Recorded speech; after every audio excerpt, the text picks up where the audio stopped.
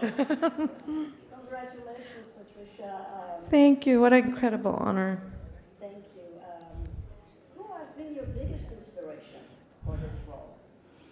Oh, for this role. I feel like I see a lot of Joyce in the world, all over. And I think Joyce is a little bit of an invisible person in the world. I feel like she has low-grade depression, and I think all of America's had a lot of low-grade depression for a couple years now. But it was so exciting to work for Showtime on this because I never once heard this refrain that I've heard throughout my career, which is, but is she likable enough? But is that attractive enough? Yeah, that's what she really looks like, but let's make her look like this. Like, I felt so free. Part of that came directly from Showtime, none of those kind of boundaries or none of that input. And a lot of it also came from Ben and from Benicio and Paul and Eric Lang, my other co-star, who were all very supportive. And question over here. Great speech. Congratulations. But speaking of boundaries, though, there was an F-bomb. I'm so sorry. I'm so sorry, I know. You can't take it back, can you? Yeah, it happens, right? Yeah, I didn't plan that. It was an unplanned F-bomb. Yes. Thank you. I'm very sorry, though. I know this is a very elegant occasion. And I'm sorry, what? Yeah, it does. And dental dramas are true. Trust me. Hey, Patricia Congratulations. Thank you, thank you. You shot in the actual prison. How did that help inform your role? It was really interesting. The woman who took over for my character, Tilly Joyce, in the tailor shop, they brought us into the tailor shop while the prisoners were in there walking around with these big shears and equipment. They said, once we bring you in one way, we have to take you out. We can't bring you back through because they could hold one of you hostage or something could happen.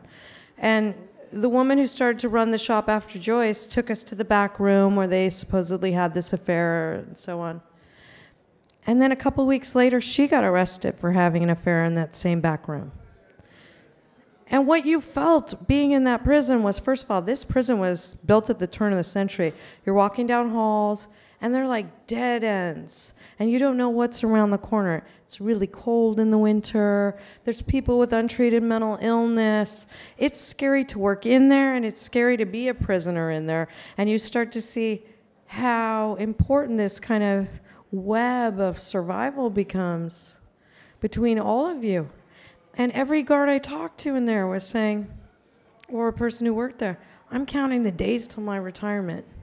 I'm in this for my retirement. And this whole building was looming in the middle of this town, and the whole main street was closed down, and all the industry was gone, and they were all depending on this prison. And just looking at the prison complex in America, and the intensity of the prison system on everybody involved was really interesting.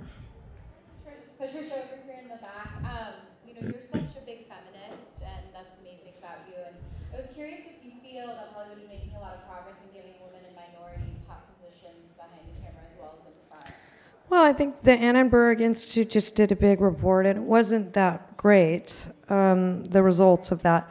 However, I'm really glad to see that some of these films have been giving opportunities, and I think Hollywood always responds when they see so much revenue coming from it. So I think diversity has definitely started to pay off for Hollywood, and it probably always would have.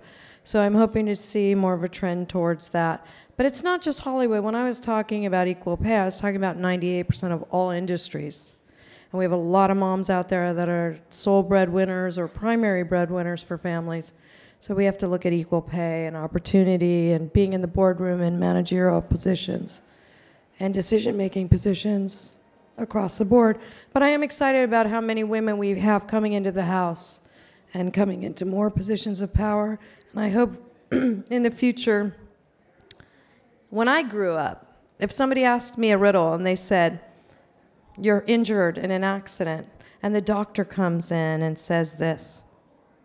I would always assume that doctor was a man when I was a little girl. So I'm hoping the world's changing so that we see senators and we see directors and DPs as women as well. What also seems to be changing in the middle, hello, is more roles for women over 40. Can you speak to that? Well, I was so excited about this part. I mean, I never thought I would get a part like this in middle age. I'm 50 years old. I get to play a woman without a typical body type in Hollywood, who's a sexual person, unapologetically sexual, complicated, wants love. And I have friends who don't have the typical body type. They're bigger women. And one of them has said to me very clearly, hey, I really want to thank you for this project, everyone involved, because it's the first time I, as a big woman, felt like I'm allowed to be a sexual being in not a fetishized or a joke of a way. And I think that's important, because if you look at America, that's really America. Patricia, congratulations, Jeannie Wolf. Thank you. Thank you. Fantastic portrayal. Thank you. You have, as long as I know you, you have, punched through, at least tried to speak your mind, tried to pick roles, and not worry about what other people thought. Where did that come from? Where did this strength come from? And do you get shaken off that from time to time? Thank you. My mom was a teacher, a poet, and a civil rights activist. And my dad was an actor. So they all taught us that all of these things are a part of who we are. And I think to be an actor, you also have to feel what's happening somewhat in the world with mankind and have empathy. So it was an important part of our growing up. We were going to demonstrations. We were on picket lines. Our parents took us to do those things. And my sister Alexis is a transgender hero, activist. My sister Rosanna does a lot of work in sex trafficking. My brother David has done a lot of work for prison reform and also for feeding homeless kids over weekends when they don't have food at school. My brother Richmond worked in Haiti and did a lot of relief work with us there. So I'm really proud of my whole family. Okay. Thank you very much.